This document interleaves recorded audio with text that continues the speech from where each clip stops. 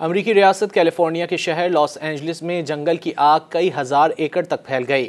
آگ دیکھ کر حکام پریشان ہو گئے۔ ان کے نزدیک آگ سے تباہی اتنی ہولناک ہے جیسے کسی نے اس علاقے پر ایٹم بم گرا دیا ہو۔ آتش زدگی سے 7 افراد جان سے ہاتھ دھو بیٹھے۔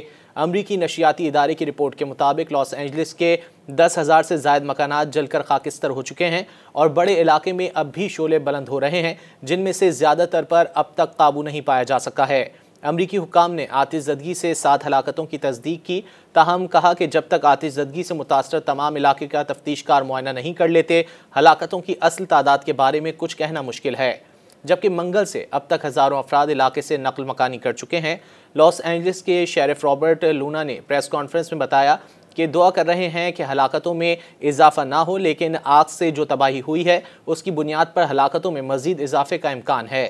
آگ سے تباہ ہونے والے علاقے کو دیکھ کر ایسا لگتا ہے کہ ان علاقوں پر ایٹم بم گرایا گیا ہے۔ جمعرات کو ہواؤں کی رفتار سست ہونے سے فائر فائٹرز نے آگ بجھانے میں پیش رفت کی، لیکن رات کو ایک بار پھر تیز ہواؤں کے باعث آگ نے زور پکڑ لیا اور لاس اینجلس اور وینٹورا کاؤنٹیز کی سرحد کے قریب مزید علاقوں کو اپنی لپیٹ میں لے لیا، جس کے بعد ہزاروں افراد گھر بار چھوڑ کر محفوظ علاقوں میں منتقل ہو گئے۔ تاہم شہریوں کو نہایت آلودہ ہوا اور دیگر خطرناک حالات کا بھی سامنا ہے۔ مزید نیوز اپ ڈیٹس اور ڈیجیٹل سٹوریز کے لیے سبسکرائب کریں ڈان نیوز پاکستان۔